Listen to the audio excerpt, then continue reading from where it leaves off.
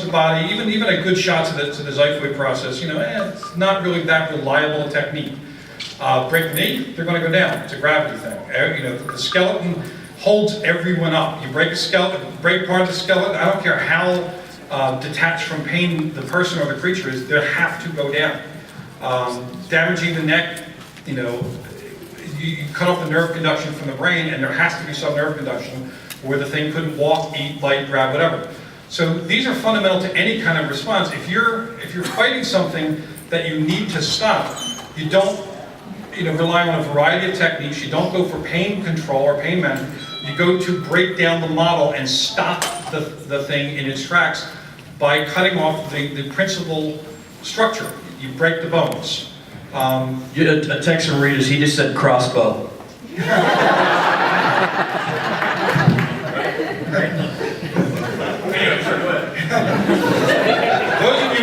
Those of you with crossbows on you, raise your hand. Those of you that know what the xiphoid process is, raise your fucking hand. Solar plexus. Which stopped being a really great target after people started doing crunches. But people, they think of fighting as cool techniques, or they want to do things that just don't work. Where it may not work unless the person is well balanced, able to respond to pain. And there are quite a few times in the real world, even without zombies, that we fight someone who isn't yet, or isn't able to respond to pain, so we have to go for damage. Really serious, quick damage. But the idea of, let's say, most people would throw a punch, for example, and a punch is, in my way of thinking, is a bite in reverse.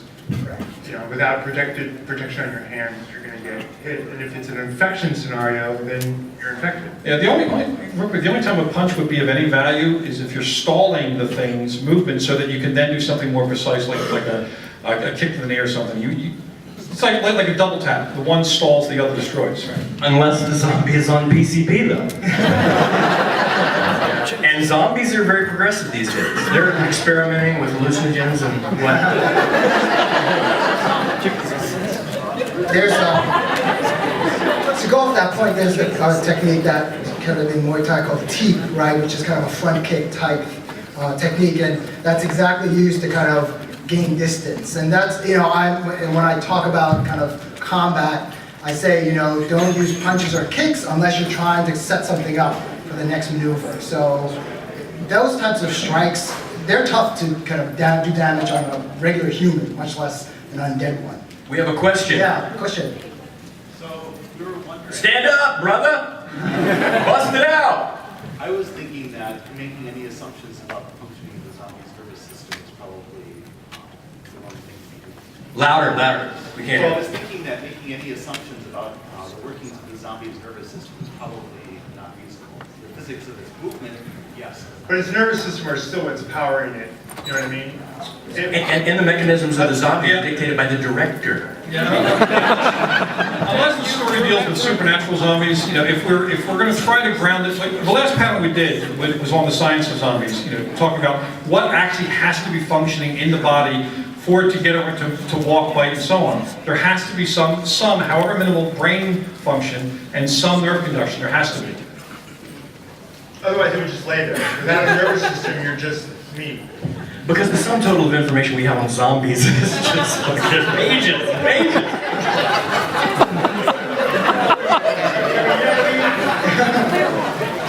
Anybody knows that we have to have a heartbeat with a zombie for it to move. Anybody knows it. Who's next? Any more questions? Remember, just skip. That's zombie armor? What would you wear? Kevlar Carpet. out of the box. A human?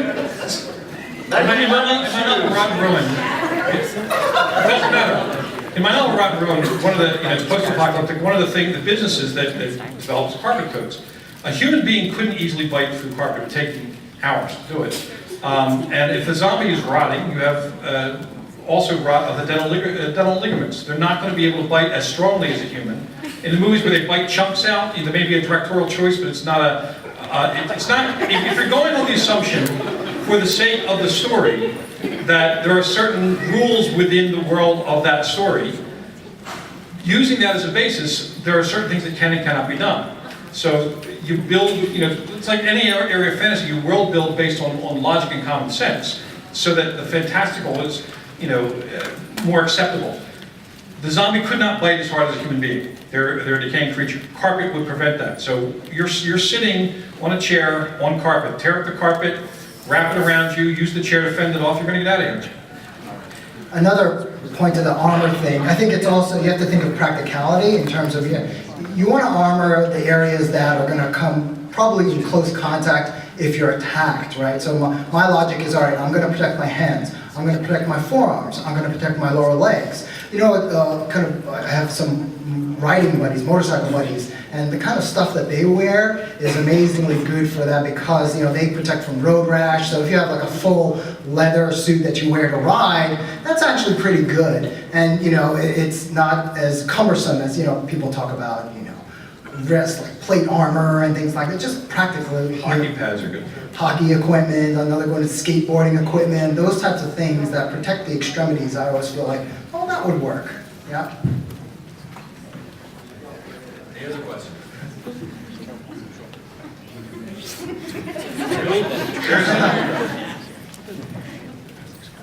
If you could pick one melee weapon, forgot that one. Melee weapon. Axe, sword, what would you pick? Pitchfork?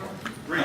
Oh, what would you pick? It depends. If the person doesn't know what they're doing, using a pitchfork is great. One person uses the pitchfork to pull it back, the other one whacks the thing in the head with something blunt. That would work. My weapon of choice is a katana because I'm really good with them. So, and they don't need to be reloaded. And Max Brooks does the same thing, that he thinks katana will work. I have probably a different perspective on that. Just based on kind of the typical human, right? Typical human doesn't have John's level of expertise with the katana, and also probably doesn't know how to sharpen it. So when choice between kind of melee weapon, blade versus bludgeon, I always go for bludgeon. My preferred weapon is kind of the medieval mace type weapon because everybody knows how to swing something hard. You've done it with a hammer, you've done it with a baseball bat, so you're gonna know how to do that. Swords, you get them in your hand, you think you know by watching Kill Bill 50 times, but, when it comes down to it, you're probably not gonna do a great job. Everybody knows how to swing something at somebody's head, right? Also, the katana stores are probably closed after the zombies take over. All those stores where you go purchase your katana, they're fucking done. I figure everybody that knows how to use a katana probably has one. If you don't, you probably don't have one. Nor do you probably know where you can buy it. So if we have an apocalypse, hit the dealer's room on the way out. Yeah, exactly. But even most of the things you're going to find at the katana store are going to be stamped Right. pieces of shit that are going to break and, I'd vote pipe. Pipes are good. Nothing sharp, stuffing bone, nice round surface, but Yeah, really, it's going to come down to any blunts, but you guys got chairs. Everyone here is armed already, so we'll probably get out of the building. Crowbars probably my favorite improvised because they're cheap and they're like $10. I remember when I was doing research and going through the hardware store, I was like, wow, $10? Really? Is that all it is? I'm gonna gather a bunch of these, Hardware store is probably your best bet in any kind of zombie apocalypse. Don't run to tiptopdojosupplies.com or anything like that. Because either you walk through the kind of gardening section or the farming section, like sidewalk scrapers, Axe handles, shovels, wow, every one of those. I was like, this is just a smorgasbord of zombie weaponry waiting to be had, Yeah, sledgehammer too. Actually, sledgehammers become a problem because it's so heavy that after a couple of swings you're starting to tire. You don't want something where you're going to tire very quickly. A piece of pipe, you can wield it pretty easily over and over again without too much tiring. Ice axe is actually pretty good too. I saw there was a guy doing a demonstration at a con in Pennsylvania.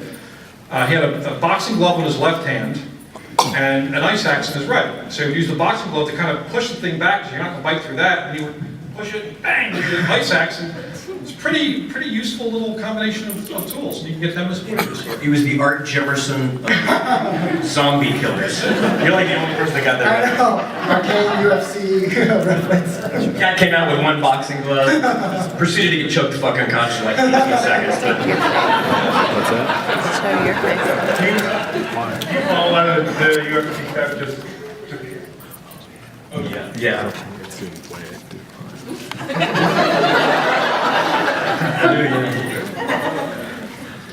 What's Any it? other questions? Yeah, this guy over here.